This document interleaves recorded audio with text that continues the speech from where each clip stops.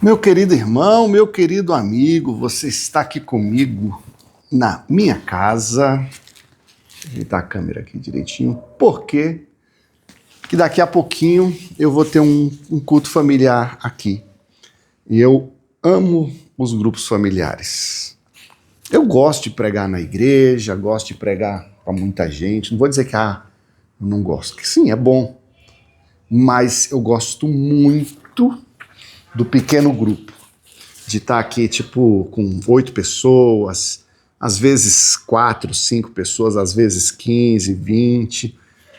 E o que a gente vive nos grupos familiares é algo muito bom, sabe?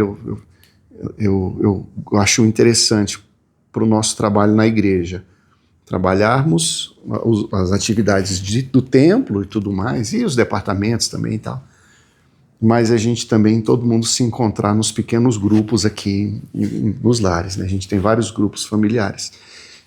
E hoje eu vou compartilhar uma palavra no nosso grupo familiar, e eu queria, antes de propriamente de compartilhar no culto, eu queria passar para vocês aqui. Estou fazendo esse vídeo e tal, até um vídeo meio de teste ainda, até porque eu tenho refletido muito sobre internet, redes sociais, YouTube, o que eu posto, o que eu não posto, como eu faço. Às vezes eu decido uma coisa, volto atrás. Olha aí, ó como é que eu sou habilidoso aqui nas redes sociais. E aí eu fico meio indeciso ainda, né? Acho que se você quiser dar umas sugestões para mim aí também. Mas aí eu vou só compartilhar com vocês o texto que eu vou estar falando, que é em Lucas, capítulo 2, sobre Simeão. Eu falei ontem na igreja sobre Ana, e hoje eu vou falar sobre Simeão, e tem uma característica muito interessante de ambos, que me chama a atenção e que eu compartilho com vocês. É o fato de ambos serem idosos. E não obstante serem idosos, não obstante, teoricamente, já terem passado por uma fase de muita utilidade, de velocidade, de capacidades, e a gente sempre tem uma visão muito utilitarista da vida, das coisas.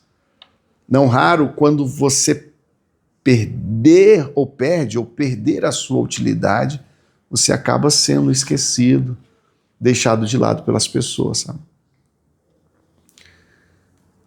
E não obstante Simão e Ana já estarem nessa fase avançada, tendo perdido em tese a utilidade aos olhos de muitos, são a prioridade de revelação de Jesus quando pequeno no templo. Jesus é levado ao templo por Maria e José, a fim de ser ali apresentado no templo, consagrado como primogênito que era, ali aos 40 dias de nascido, mais ou menos.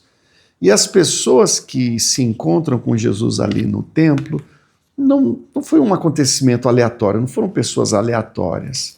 Eu vejo uma predisposição do Senhor em relação a cada um, seja Simeão, seja a Ana. E o Senhor conhecia a disposição dos seus corações, conhecia a fé que eles tinham em Deus, e há algo interessante, que era a expectativa deles quanto ao Salvador, e o Salvador é revelado a estes que tinham essa expectativa, e o fato de, mesmo tendo passado esse período de utilidade, de utilidades máxima, de power spike, o Senhor ainda os prioriza em sua revelação, em um seu amor, e eles têm esse privilégio de terem Jesus no colo, terem essas primeiras revelações do Salvador. E qual é um ponto que eu quero chegar aqui, que eu considero muito interessante? Você pode fazer muita coisa para Jesus, você pode ser muito útil para Jesus, mas Jesus não te ama por sua utilidade. E apesar de nós podermos honrar o Senhor com as nossas obras, aquilo que fazemos para Ele e tudo mais, mas ainda que você perdesse a completa capacidade de fazer algo útil para Deus, o Senhor continuaria te amando. E não raro até cometemos o erro de gastarmos mais tempo com a obra do que com o Deus da obra. E é importante nós compreendermos quem é quem nesse cenário. O Deus da obra e sabermos dedicar a Ele a atenção. Isso é até mais importante. O Senhor se preocupa muito mais com o relacionamento dele contigo do que aquilo que você faz para Ele. Não significa também que a gente agora tem um relacionamento com Deus e a gente não precisa fazer nada na obra de Deus. A gente precisa de equilíbrio.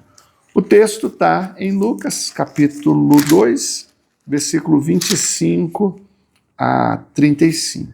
E uma das falas, depois de ver Jesus, Simeão disse o seguinte: agora, Senhor, pode despedir em paz o teu servo, segundo a tua palavra. Não, missão cumprida. Se a partir de hoje eu já for, Senhor, eu já estou bastante satisfeito. O acontecimento mais importante da minha vida, o mais necessário, que seria ver o Senhor, já aconteceu e eu me dou por satisfeito. E há muitas coisas boas para acontecerem em nossas vidas, algumas já aconteceram, outras ainda vão acontecer, mas não há nada melhor do que conhecer o próprio Jesus. E Jesus, para nós, nessa nossa fé evangélica, não é só uma religião, um acontecimento de final de semana, um lugar que você vai no domingo. O Senhor, de fato, tem um significado muito grande para a gente, preenche muito do nosso coração, faz sentido para a gente. E a gente vive uma vida toda com isso em consideração, desejando a sua presença, a sua voz, a sua fala, a sua companhia, e ao final da vida a gente reputa por sim, ok, é isso, era isso que eu queria mesmo, estar na presença do Senhor, conhecer o Senhor. Então, em suma, valorize a presença do Senhor. O Senhor não te ama por sua utilidade. Normalmente a gente se vê, nós nos braços do Senhor, sendo cuidados pelo Senhor, mas aqui Simeão, ele tinha Jesus nos braços. Olha essa feição afetuosa, esse Senhor que conseguimos sentir literalmente, sinestésico, essa relação afetiva tão linda, tão maravilhosa que só Jesus consegue nos proporcionar. Tá bom? Agora, no final desse vídeo, eu queria que você, de forma muito sincera, me ajudasse aí, talvez dando sugestões aí, o que você queria que a gente compartilhasse mais e tal, até para me incentivar no canal. Agora, quando a gente tem mais incentivo, a gente faz mais coisa também. De qualquer forma, hora ou outra, eu tenho que publicar, porque eu tenho uns 6 seguidores fiéis aí, e eu tenho que honrar esses 6 seguidores fiéis, tá bom? Que Deus abençoe a sua vida.